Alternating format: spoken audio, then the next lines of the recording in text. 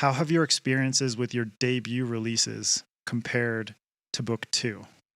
We've talked about this a lot with each other. So this is I'm like, what do I say publicly? And what should we save for the DMs? Yeah. I was just going to say, I think that, with my first book, the debut, I was a lot more hesitant to do stuff myself. I was a lot more like just kind of waiting on my publisher to do things or communicate stuff to me, because I didn't know what I was doing, right? Like, it's the first rodeo. I had no idea what was going on or what I was allowed to do. And my motto with my second book has been, ask for forgiveness, not permission.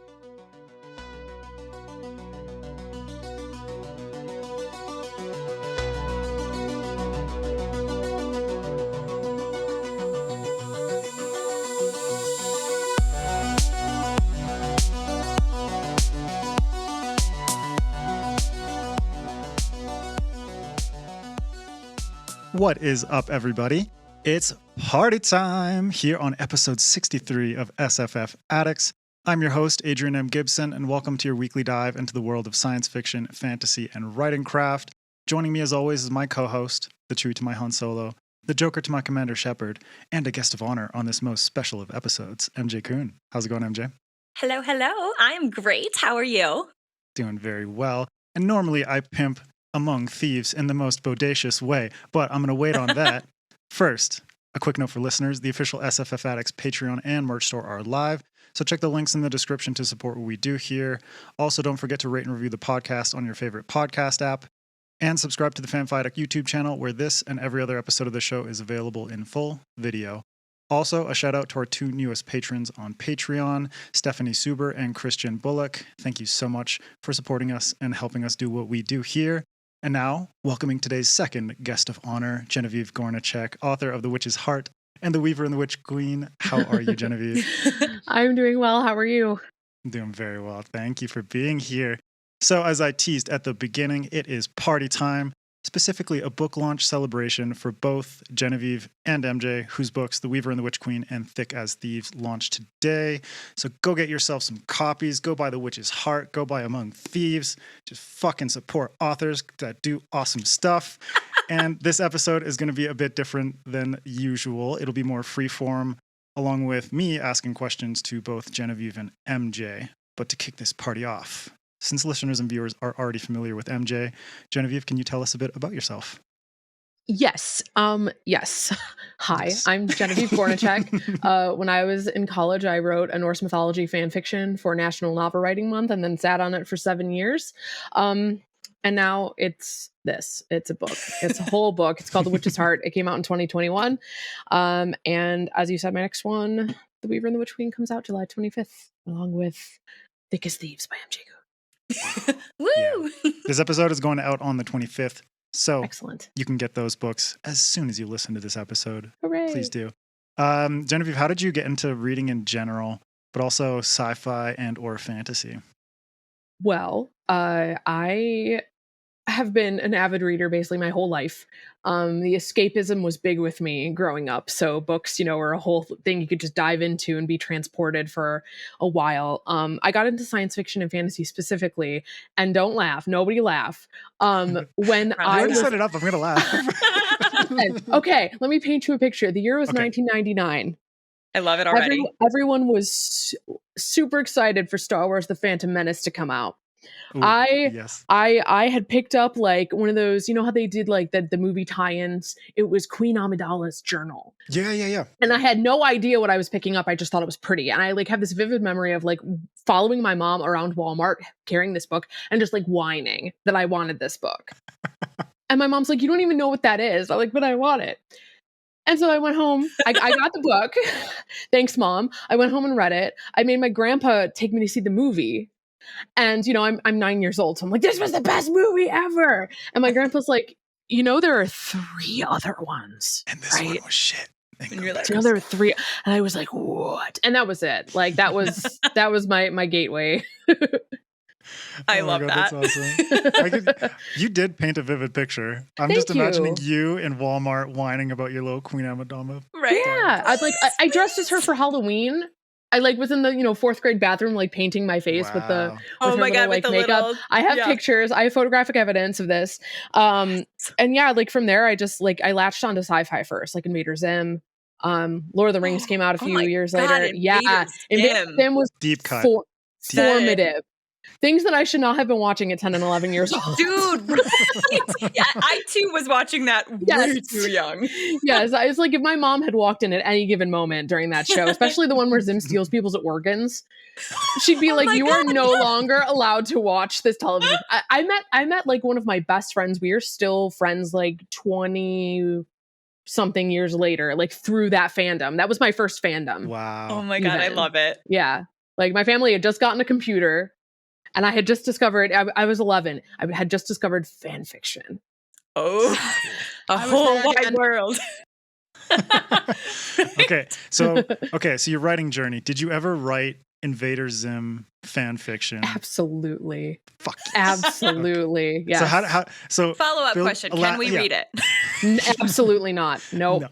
Nope. Okay, elaborate on that, but also like how did your writerly journey continue? What inspired you to kind of keep on that path? I was just inspired by the stories around me and kind of wanting to build on them. I actually so I went from Invader Zim to Harry Potter fanfic to Avatar: The Last Airbender fanfic. Ooh, and we're fuck talking yes. like while Avatar was coming out Nice. in like 2005. Like so we are back in time. So MJ told me before we were gonna record. This is a couple days ago, but she's like, you and Genevieve are gonna get along really well. And you're just like, I was like, you guys are gonna vibe. Yeah. It's so good. So good. Yeah. And from things kind of happened in the Avatar fandom, and this was very much in the early days. I actually didn't realize how many people liked that show until however many years ago it came on Netflix, and everybody collectively lost their minds. I was like, I thought I was the only one. I was like, literally, like in my real life, I didn't know people who liked the show. And then comes on Netflix, and I guess everybody liked the show, and we all just didn't know it because we were all just online together. Yeah. But like when I was about like 15, I started writing my own original stuff, like vampire books, that drew pretty heavily on mythology. So I was always kind of like, mythology was also like one of my special interests when I was young. So like, I got to like kind of develop characters and worlds and magic and stuff that way when I was a teenager. None of those stories will ever see the light of day, by the way, because they're just but that's kind of how my journey has gone. And then when I was in college, I wrote The Witch's Heart. So here we are, over a decade later. Yeah. And the second book is coming out. I think the stuff that we write when we're kids, because my parents have given me things, a lot of it is usually like art combined with writing. Yeah. Because I'm also an illustrator, and so it's kind of crazy to see like how my life has progressed in the way where it's like, oh shit, yeah, I ended up doing both of those things. Yeah. But it's like some comics that I would write in those like, those like bold colored 3-ring binders, and it's just full of lined paper comics and stuff that I'm like, I will never fucking show this to anyone. Yep. Maybe my kids, maybe. Or what about your best friend MJ? You could show her the comics. I'll mail them to you. Perfect. Yeah, mail me the comics. And then Genevieve, I'm sure you have a fanfic about brooding Zuko. And you can share that with me too. What was your fanfic about? You just read me like a book. Yes. Oh, it was Zuko OC. Okay. Oh, like there obviously. There we go. Obviously. Like pre-Scar. No, post-Scar. So he was still a broody. Okay. Yeah, but I mean, this fic was written before season 1 was even done airing, so we didn't know anything about anything. It was like, I think I wrote it like after the Blue Spirit came out, which was like a little more than halfway through season 1. Yeah. Mine would definitely be about Uncle Iroh. He's my boy. I'm just I love Iroh. Tea and just chilling. Yep. So zen. Yep. Oh yes, I love it. Okay, MJ, I'm going to toss it to you now.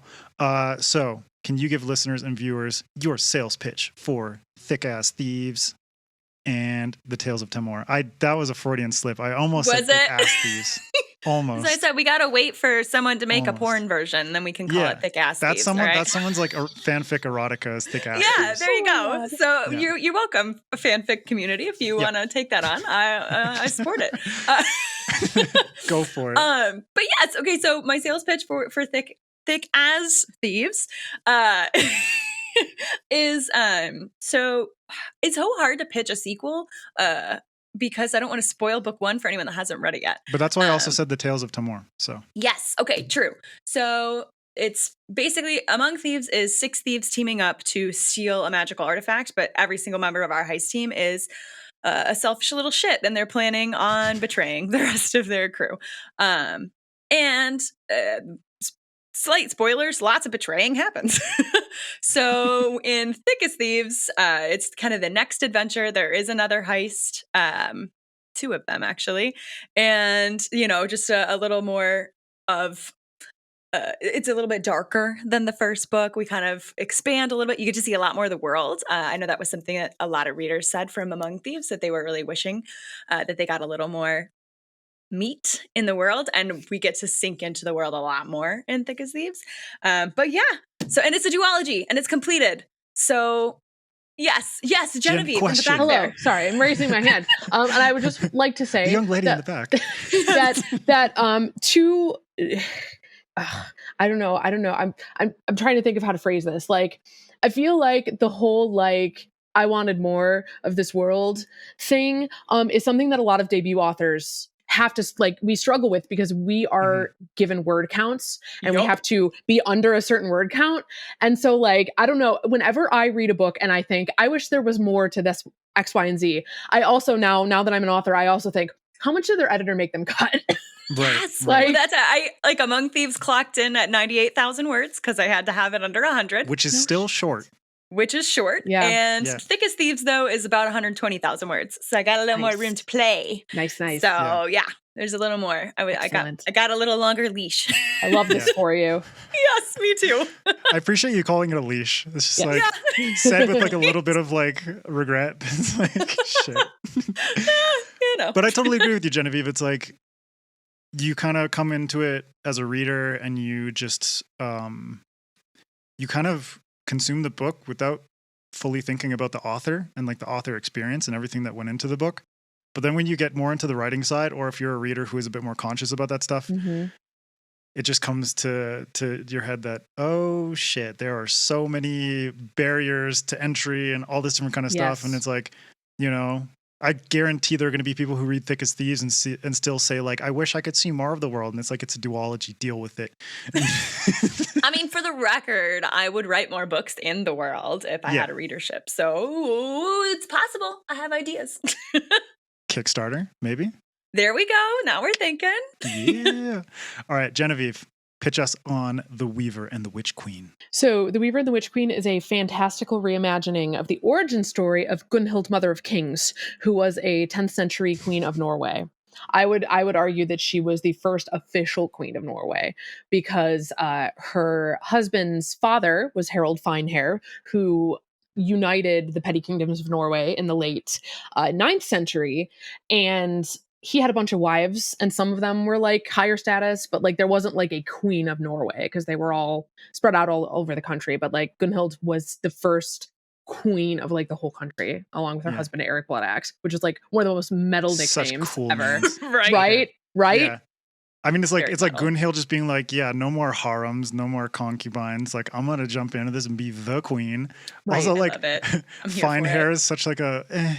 I know, and then nickname. with the And son then is Bloodaxe. Like, Well, okay. So first, my God. Harald Finehair was Harald Tanglehair because Okay. he took a Which vow is also to. shit. I know, right? Never cut or comb his hair I until will never he comb had my to hair. decide I will one day, just so, betroth like thousands of wives. I'll Yes. never- Yes. with my tangly hair. with And my have, like, tangly hair. 20 sons and then arbitrarily choose which one is going to succeed me. So the mean, rest of them will Bloodaxe, just of fight course. him and Yeah. fight it out. So that is, Super badass. yeah. And that's one of the main conflicts of the Weaver and the Witch Queen, but it's also kind of in the background too. Like Eric's struggling with his brothers, and Gunhild is struggling with the witches who work for his brothers. So, but their story kind of takes, the women's story kind of takes center stage, and the men are just, hitting each other with swords in the background. Yeah. But I think it's cool because obviously there's a lot of agency that's given to the women, but the men are also complex in interesting ways too. So it's like you play both dynamics really well. Thanks. And I love like the kind of mix of history and supernatural elements and all that. Thanks. I told MJ we do like a Patreon exclusive episode series where we talk about what we're reading, and I it's like Viking Succession, and I fucking loved it. Yeah, so. I thought that was awesome. All right. Well, MJ, do you want to give us a little bit of the big inspirations for your book, and then Genevieve, if you want to elaborate a little bit on what you just touched on in terms of, you know, the history of Norway and these really fascinating characters and why you chose that. So MJ, we'll go with you first. Yeah. So it's not a secret that the Lies of Loch Lamora is like the biggest inspiration for the Tales of Timor. Even, you know, the name of the land, Timor, is a not so subtle nod to Camor, the city from Lies of Loch Lamora. So that is one big inspiration. But also, I started drafting Among Thieves when Game of Thrones was good. Okay, so right? season 5, 6? 3, 4, whatever, right? When it's, okay. I guess season 5, 6 was kind of the tail end of when it was. Yep, season 6 to me is when it ended. I refuse to acknowledge season 7 and 8. But so it was. I was really inspired by the kind of twisty nature of it, and the books as well, Song of Ice and Fire, but where it's, you know, everyone's kind of a shit person, and also some of them you love. And, you know, it was obviously I've read a lot of grimdark stuff since then, but that was really kind of my gateway drug into not fully grimdark, but grimdark adjacent, right? Where you got a lot of morally gray people and a lot of darker storylines. So that was an inspiration. And then the first 20 minutes of The Italian Job. Okay. So if anyone's seen The Italian Job, like that, wait, the original, like the 1960s or the 90s remake? The 90s remake is the only one I have seen. The one who was the main character in that? That was oh my god. Was it well, now the name is gone from my brain. No, Mark Wahlberg. Mark Wahlberg. Thank you. There we go. I was like, that guy from Boston. The guy from Marky Mark and the Funky Bunch. Yeah, exactly. But yeah, it's like in the first 20 minutes, it's a heist, but one of the, spoiler for the first 20 minutes of The Italian Job, one of the heist team members fucks over everybody else and takes the loot. And then the rest of the film is the rest of the gang getting together to screw them over. But it just made me think, where I was like, okay, well, I want to write a heist because I love Lies of Loch Lamora. What if everyone on the team is the asshole that wants to screw over everybody else? How fun would that be? So that's that. And then in Thick as Thieves, the one that's coming out, or is out today when this airs, is more, the characters are starting to be bullied into becoming better people by one another, or some of them are at least. So we do have a little bit, they're growing. Okay. My little murder babies, they're growing. They have feelings for each other. They do. They're like, oh my God, I thought I was so broken that I couldn't have feelings about anyone. And then they're like, well, damn it. Now I like these people and I don't want to screw them over anymore. But maybe I do. So found family. It's a good time. Yeah, a toxic found family. Yeah, exactly. The best kind. Right? Is it? I don't know. I hope not. In fiction, yes. In real life, no. Perfect. I love that. Yeah. All right, cool. And Genevieve, what about you? Do you want to elaborate on what you were talking about earlier? I have already forgotten what I was talking about earlier. Were we talking? Inspirations. Okay. So yes, I was inspired to write The Weaver and the Witch Queen because I am a big geek for the medieval Icelandic sagas, which are a corpus of literature written in like the 13th, 14th, 15th centuries, but that talks about things that supposedly, allegedly happened in Iceland during the Viking Age and abroad. Like basically, you know, people were like, I'm going to tell this story. I'm going to write down this story that my ancestors have been telling, you know, since we arrived here. And like kind of write out what happened.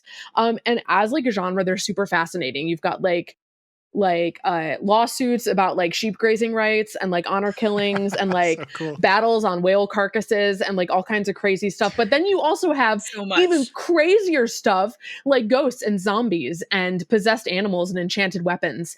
And so it's very clear, like from reading that like the supernatural was kind of like just built into the landscape. You know, like weird things happen and people are just like, yep, must be Tuesday. Like, you know, like it's just, so that was kind of like the perfect vehicle for a historical fantasy. You know, Yeah. the vehicle's already built. I just got to drive it wherever I want, hopefully not off a cliff by accident. And the other thing about the sagas is that they are very predominantly focused on what the men are doing. Women didn't have legal representation back in this time period. And so like in a corpus of literature that is largely dealing with lawsuits, women didn't really have that representation. However, that is not to say that they did not have ways of getting what they wanted. Have either of you seen The Northmen? Yes. Okay. So without spoiling anything, the two main women in that are two examples of like saga archetypes. So you have the powerful high status woman who works through her men, who like has men do her bidding. And then you have the sorceress who gains agency through magic. And Yeah. Gunhild, Mother of Kings, is both of those things. Yeah. In the sources and in The Weaver and the Witch Queen, she's not quite like doing really any political maneuvering yet, because the story ends before she like meets her arch nemesis and like actually has to participate in politics. But that was kind of my inspiration for the story, was just kind of building out. She's like one of the coolest women in the sagas because she actually does stuff. A lot of the times the women are just there. And we have no idea how they're feeling about things. And other times like we do hear what they're feeling, and they do awesome things and stab people and hit people in the nose with bags of silver. And like they're very fierce, but by and large, at least in the more like historical, like adjacent ones, like they're not like warriors. Mm-hmm. But they do have ways of getting what they want, like Gunhild. So I she was love kind of the Gunhild perfect so much. vehicle. She's such a hot mess. She, Like but I adore love it. her. Wonderfully hot She's mess. so like sassy. That's not even the right word. Just like sharp. She's just Yeah. sharp. I love her so much. Thank you. Me too. Oh, I love it though. We're going to elaborate a lot on this in our follow-up masterclass episode. Oh, where, yeah. like, Sorry, I'm yeah. trying not to talk too much about it now. Chill. But It's just all okay, good. cool. Oh my god, yeah. But Talk about all of it. you mentioned like zombies, and I was like, oh Yes. fuck, what were they called in Skyrim? I think it was like Draugr. Mm-hmm. Oh Yep. yeah. Yeah, and I was like, that, Yeah. that was like my first introduction to that kind of side of Norse mythology, and I was like, Yes. oh shit, now we got some good Yes. stuff coming. Yeah, Yes. but stay tuned next episode for more on that. But you're both in unique positions in your writing careers, in that you've just published your second books. So this question is for both of you, and I'll toss it out and we can riff on it. How have your experiences with your debut releases compared to book 2? We've talked about this a lot with each other. So this is Okay. I'm like, what do I say publicly? And what should we when I wrote the question. What should we save for the DMs? Yeah. I feel like that's like an author like sort of like MO at this point. It's just like, what can I say publicly? It is, because there's like, not only is publishing itself like a very opaque industry, there's also been so much bad behavior by authors recently concerning reviews and reviewers. And so like, it's not like a PR thing, like, oh, I better be careful about what I say. It's more like, am I going to accidentally say something that is going to harm somebody else inadvertently? Right. So like, yeah, it's partially that too. But like, and literally like, you'll see people on Twitter be like, hey, authors, save it for the DMs. Like, you do not need to publicly blast reviewers. There is a power imbalance, like no matter how big of an author you are. So like, this is, you know, like giving readers space to like discuss your work critically without feeling like the author is going to pop in at any moment and be like, I heard you were reading my book. Yes, a jump scare. Exactly. So yes, how did our debut experiences differ from our sophomore experiences? I believe was the question. Oh, there's a cat here. A cat. Sorry. Hello, cat. Sorry. I'm very distracted by adorable cats. Okay, so I'll toss one thing out, is that I think my attitude has changed, where I was a lot more tentative. Sorry, the cat just walked like right in front of the camera, and it was delightful. It's perfect that a black cat appeared at this moment when we're talking about this particular subject. His name is Binks. Hi, Binks. Binks. Binks, of course. His name is Binks. But I he's love like, it. if I bought the cat from Hocus Pocus, like on Wish, like that's my Binks. Nice. This is my Binks. I love him. He Love it. has one brain cell. He is a precious void, and I'm here for Yes. it. Sorry, continue. No, I was just gonna say, I think that with my first book, the debut, I was a lot more hesitant to do stuff myself. I was a lot more like just kind of waiting on my publisher to do things or communicate stuff to me, because I didn't know what I was doing, right? Like it's the first rodeo. I had no idea what was going on or what I was allowed to do. And my motto with my second book has been ask for forgiveness, not permission. So I just like have been taking a lot more things into my own hands and booking my Yeah. own stuff. And, it's been less stressful that way because I feel like I have a little more agency in how things go. And I just have a better understanding of the industry and like better expectations for communication and things like that. Whereas like, I had only been in corporate America before where it's like you send someone an email, you're going to get an email back within 2 business days. Maybe, right? And in publishing, that's just not the case. I mean, it is sometimes. Shout out to my current publicist. She's incredible. She emails me back same day, like every time. I love her. But like, a lot of times it's just not the industry standard. And I didn't know that yet. So I think that's a difference as well. It's just my expectations, my attitude, my mindset has been a lot different and a lot healthier, I think, for this second book versus my first one. Yeah, it could be the difference between, say, jaded and pragmatic. Yeah. Where you're just viewing things through, a more realistic lens as opposed to the rose-colored glasses of debut, where you're like, Yeah. lead me along. I'm naive. Right. I Well, don't and know what's that's the going thing. on. I think that's a really great dichotomy to discuss because I think that I could have gotten jaded after. Mhm. You know what I mean? And we know authors who are jaded. Correct. And you know what I mean? Like, I don't blame them. It's a rough industry. It is Yeah. tough. It is not like a friendly, cuddly kitten industry. It is not a Binks snuggly Banks, cat no brain industry. cell industry. Yeah. But like, it's, I think I'm happy with my like decision. I guess it was a decision to go the other way and to go like, okay, well, I was frustrated because these things are out of my control. I can either be just sad about that or I can just like take control of as everything I possibly can. Yeah. And see how that plays out. It's like bringing matches and a tank of gasoline to the bridge. Yep. Not burning the bridge. No. Not yet. We're just prepared for whatever may come. Exactly. Yeah, precautionary measures. There you go. So yeah. What about you, Genevieve? So for me, I had my debut experience, even in the pandemic, like I am lucky to have had such an amazing team at my publisher. Like they were all just amazing. They continue to be amazing for The Weaver and the Witch Queen. Like they've like upped their game now that there's like in-person stuff. I mean, like I have an itinerary. I never thought I would have an itinerary. I love like that. I have been like truly blessed and sometimes I feel like we should do like a debut author roundtable and just talk about how different our experiences were because there's such even in our such a disparity. The class of 2021, dare I say. I always there call has it a class too. Yeah, me too. For people who don't know, we also debuted the same year, 2021. So there's just like such a spectrum of experiences, and I am like consider myself extremely lucky to have had like to be on the good end of the spectrum. So for me, everything surrounding The Weaver and the Witch Queen has been my struggles have been more around like the process of actually writing the book, rather than like promoting the book. I struggled. This book, this is the 4th draft of this book that finally got accepted by my editor because I wrote The Witch's Heart so long ago, and I think they were expecting The Witch's Heart, but slightly different.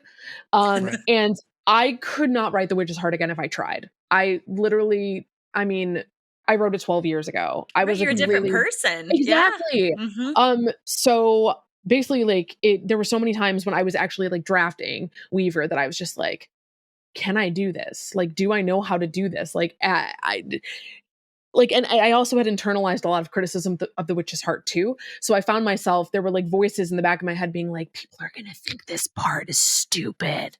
Or like just trying to anticipate how people are going to react to like certain stuff. And that like consumed me for like the first year that I was working on That'll the book. rack you, right? Yes. And it was only finally when I let go of those little voices and really like started connecting with my characters that I kind of let go of that a little bit. And it was also, you know, writing something that is more historical versus mythological and being like, okay, there's already so much information and misinformation and prior, like people with prior beliefs about like the Vikings and the Viking Age. So I'm like, I think my author's note is like 5 pages long. And it's just like, hey, here's what I changed and why. Please leave me alone. No, it wasn't. It's not meant to be with love. With love, fuck off. It wasn't meant to be defensive or anything, but it was just meant to be like, hey, here are some things. Yeah. Like here you go. Here for people who know what I'm talking about. Yeah. It might be defensive, but like I really hope it is also like a teaching sort of thing too, because I don't know. So I don't, because it's like you have to kind of distinguish. This is not a biography, right, about this person. This is an interpretation of their life. Well, it's a historical fantasy, right? Exactly. Not hisfic, not a biography, right? Mm-hmm. Yes. And I honestly, I tried to do the same thing in the appendix of The Witch's Heart too. Like I tried to like objectively be like, here are what our sources say about these characters, because like people have really strong opinions on Norse mythology. Like, like especially considering it is also like an active religion. Like there are Norse pagans, like there are people who worship these gods that are characters in my book. So like that was an extra level of like having to like navigate that and like be cognizant of that. And just like, if there's one thing that I've learned from both books, it's that like you cannot anticipate people's reactions because every single person is coming to your work with a different perspective. So some people might be like, this is the perfect book. And others might be like, this is the worst pile of garbage I have ever read. And it should have never been published. So it's like, it's no use trying to please people. You just have to like do the best you can. For yourself and what's in your heart and the story you're trying to tell. So I love that. I think that's such an important no, it's great though. That's an important lesson that I think every writer needs to learn like either before, ideally before, but probably not, or after you start sharing your work with the world, is that it's like there is no one story that's perfect for every reader. And like the things I like to try to remember myself, like when, I don't read my own reviews anymore. I did for the first book because you can't not. It's your first time sharing, your book baby with the world. I'm not engaging with the reviews. I was just kind of lurking.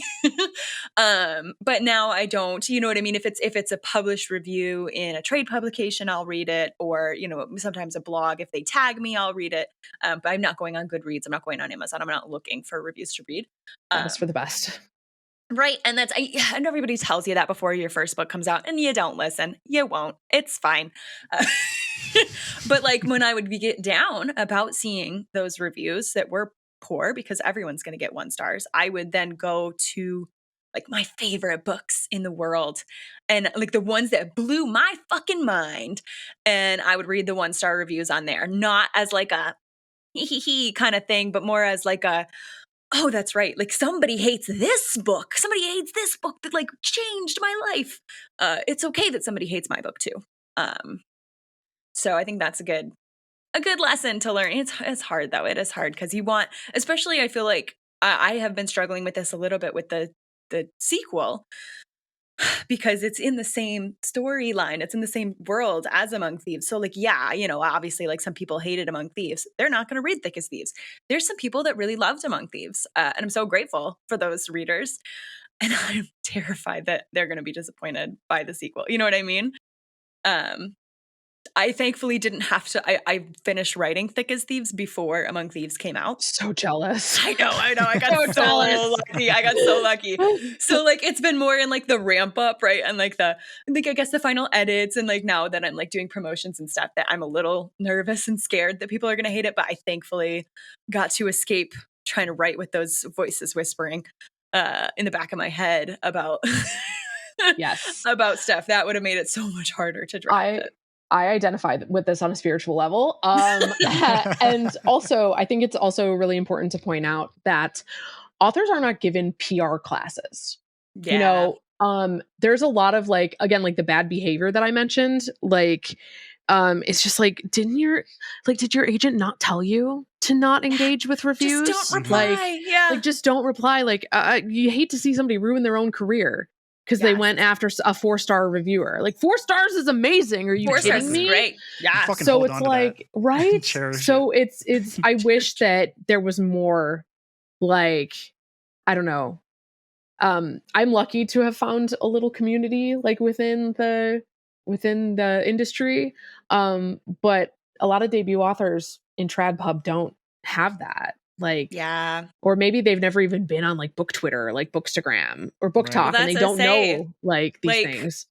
For people that don't know, Genevieve and I, along with Hannah Long, HM Long, were the 3 founding members of our debut support group, basically. Yes.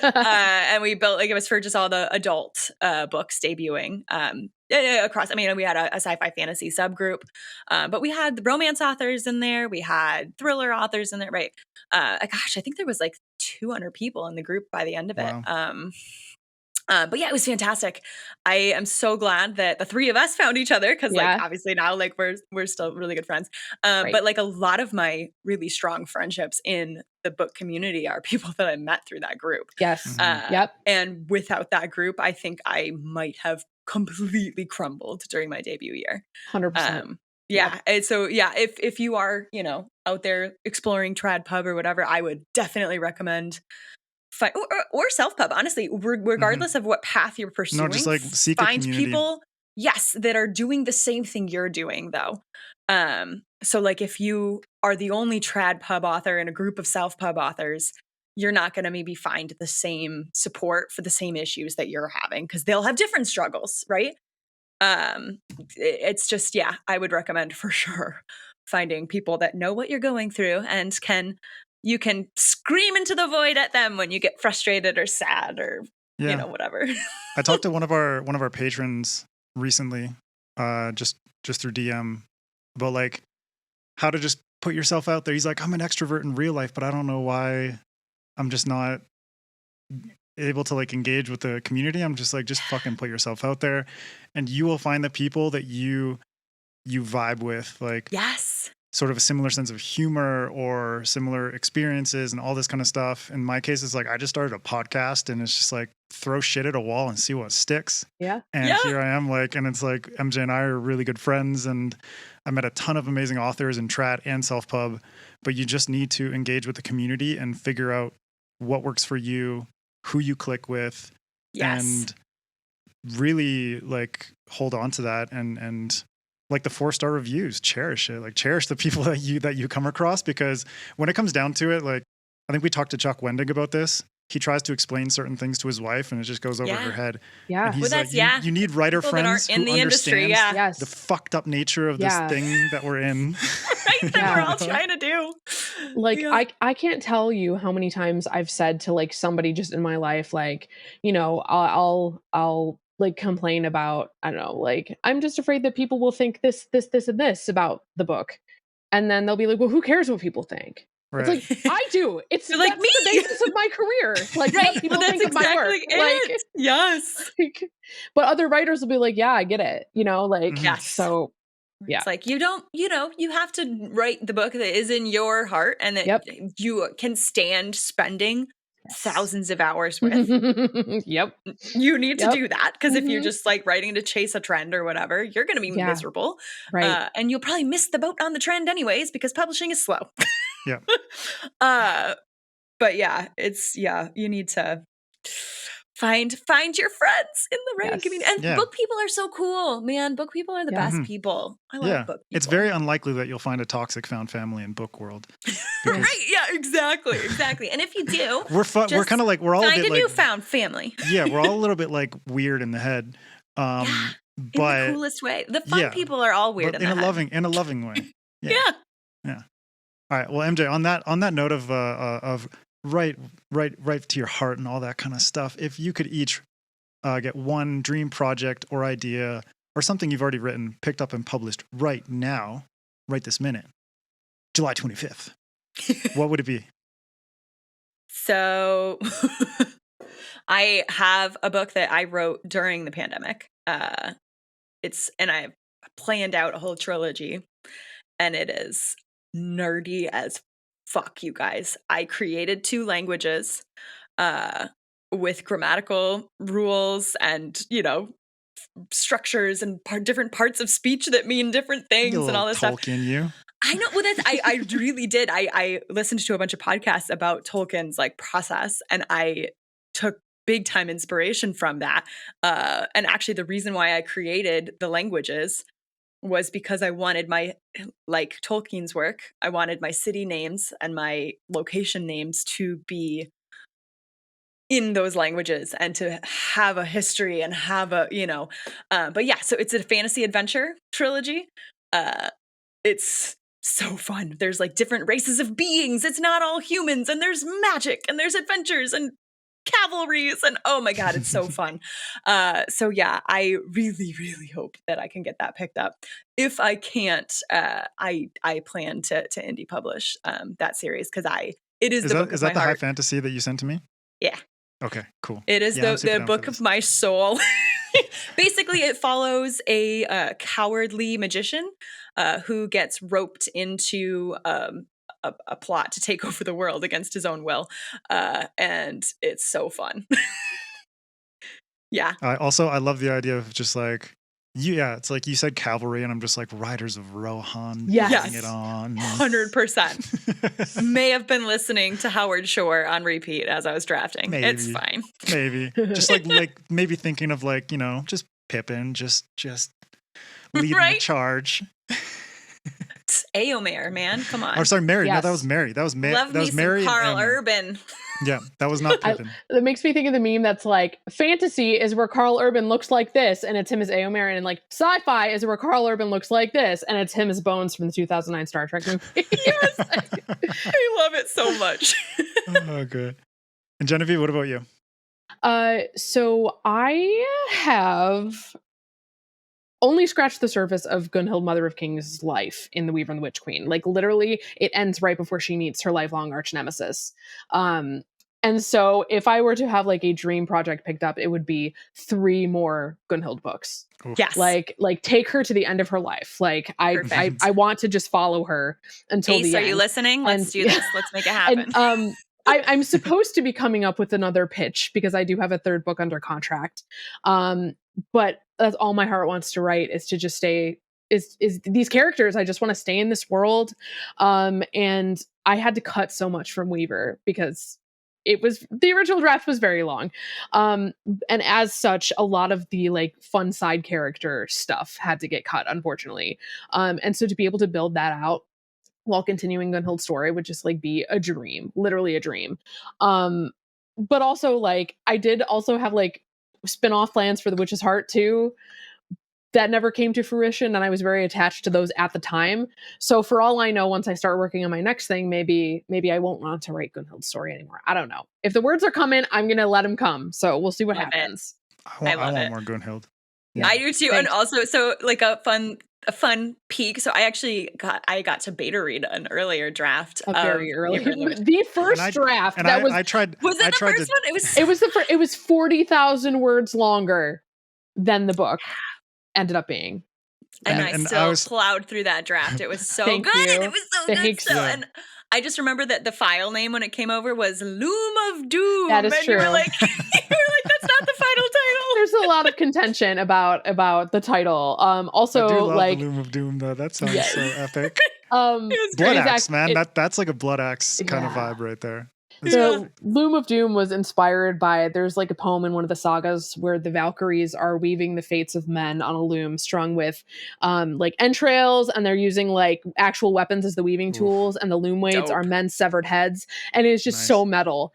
So I was metal. Loom of Doom, because there's this really close association between fate and women's textile work in the Norse myths and sagas. And yeah, so Loom of Doom, there originally was a lot more weaving in the book, but I had to cut it. So The Weaver and the Witch Queen, Odney weaves once. in the book. Yeah. So, But she's she's still a weaver. technically a weaver. she is technically a weaver. She's Yes. like she's a also weaver. a healer though. So it's kind of like I don't But the yeah. healer and the Witch Queen just doesn't No, have the same. doesn't have that ring to it, alliteration. so, Doesn't yeah. have that. Yeah. Yeah. All right. It's time for some party games. I know you've both read each other's books. Yes. So Yes. MJ, marry, fuck, kill for the Weaver and the Witch Queen. Ooh, okay. I'm gonna marry, and forgive me if I butcher any of the pronunciations of these names. I'm so sorry, but I'm gonna marry Thorolf. He seems Oh yeah. right. Like I'm Yes. into it. He's a good Yes. man. I want He's to live in marriage Iceland with material. him. He Yeah. is. He is. Yeah. Right. Anyway, to go on. Yeah. Yep. No, he's definite marriage material. I'm gonna fuck Haldor. Also marriage Yes! material, but I Yes. fucking love Yeah. Haldor. Yeah. Me too. Like, yep. And I'm gonna kill Eric. Now I'm king. Is that how that works? My boy. Like, Sorry, You're I'm gonna kill your Blood king Axe? now. Bow to me. did you Dude. ever see the tweet that was like comfort character? That is a man covered in blood. Like that is me and Eric Bloodaxe. with blood Yeah. axe. my favorite fratricide man. Oh, Multiple fratricide committer. I do love Eric though. He gets he's moody though. He's moody as He's fuck. moody. I Yeah. love me a moody guy though. But he Mhm. gets in fiction and in real life it would be very annoying. He gets like, you know what I mean? He feel like he gets deeper and deeper the more you get to know him in the story, and I do Right. like that. But I just want to be king, so sorry. Okay. That's fair. That's fair. We all know MJ's greedy. She was upgraded Yeah. from a troglodyte to a dragon. It's true. So she is greedy. She's Very a greedy. Smaug. I have my hoard of Yeah. Of books, honestly. All right, Genevieve, marry, fuck, kill for Thick as Thieves or Among Thieves. Please forgive me that I have not read Thick as Thieves, and it has been 3 years since I read Okay. Among Thieves because I read You're an like, early what are version. the names of So I'm these like, okay, characters I was like, again? I know who I'm talking about. I just don't remember their names. Yes. Fuck Raya, obviously. Of course. Obviously. Hatchets in the bed, baby. Hatches in the bed, yeah. Mary Tristan, Okay. right? Yeah. Because I mean, no, I was just about to drop a big spoiler. I'm not going to. Oh, please don't, because I want to be. I You're want like, to be you're going to spoiled when I marry read it. into nothing. Yes. Shut up. Yes. Oh, yeah. I remember. Yes. Who am I gonna kill? Probably Clem. Smart. Fuck that guy. Smart. Yeah. Yeah. Fuck that guy. So With on it. board with that. Of Fuck them. course. Okay, MJ, Yeah. if Genevieve were a movie or TV show, which would she be? Oh. Okay. Bear with me. I haven't seen a lot of Viking media. I'm going to say How to Train Your Dragon. I Okay. like this answer. Thank Yes. you. It's Viking Thank you. adjacent, but Mhm. it's precious and wonderful, Yes. just like And Genevieve. silly. Thank And you. silly, Thank yes. you. So there you go. That's Thank beautiful. you. All right, Genevieve, what about MJ? I'm gonna say The Witcher. Ooh. Because love like it. it is grimdark Geralt? with like morally gray characters. Yeah, sure, why not? Oh yeah. And there's like and it's got an awesome soundtrack. And I feel like if Among Thieves were a movie, it would have an awesome soundtrack. So Yes. I love this I'm fully answer. on I'm board here with for it. Yeah. Okay, Genevieve, who's your favorite thief of all time? Fictional or real? It doesn't even have to be just a fictional character. oh my gosh. That's really hard. Am I gonna have to say my favorite Viking? Yeah. I don't know any Vikings. Eric, Blood Axe. Eric Black. He is in fact a Viking. Yeah. My Perfect, I nailed it. Favorite thief. Oh my gosh. Why am I completely blanking? Because that's what happens when questions Anything- like this yes. come up. Yeah. Yes. It's like, wait. I'm the worst about this. I just fuck with people. Or you're the I'm just, best. I'm just like, who is a thief? right? I don't know who is a thief. I'm like looking at my bookshelf, like, I'm just gonna say Loki because Loki Ooh, is yeah. sneaky as fuck and would Yeah. definitely Oh, heck steal yeah. things and has stolen things in some of the stories. So Yes. Yeah. for sure. Definitely counts. For me, 100%. it's definitely Robin Hood, but from the Disney version where See? where they're animals. That's He's a a- perfect answer. I'm like, why can't I think of the like specific character archetype, like specifics of this character archetype? Trick question. Like- It's actually MJ. She's a pickpocket. Shh. Don't put me on blast. Come on. Side jobs, man. We're writers. We have to find side jobs. Right. So my side hustle is literally hustling people. Yeah. Yeah. The whole duology is written from MJ's perspective. Yeah. It's actually an autobiography. Exactly. A fantasy autobiography. Okay, now we're going to get personal. I'm actually magical. Thank you, MJ. My sweet, sweet dragon. Now we're going to get personal. I want each of you to say something that you like about the other. I like everything about Genevieve. I mean, I do, but that's cheating. No, I really like that you're a very supportive and wonderful friend, and that you're great to talk to and will listen to me talk about things all the time that I'm frustrated. Thanks, buddy. Yes. We're like trauma bonded, I feel. Yeah.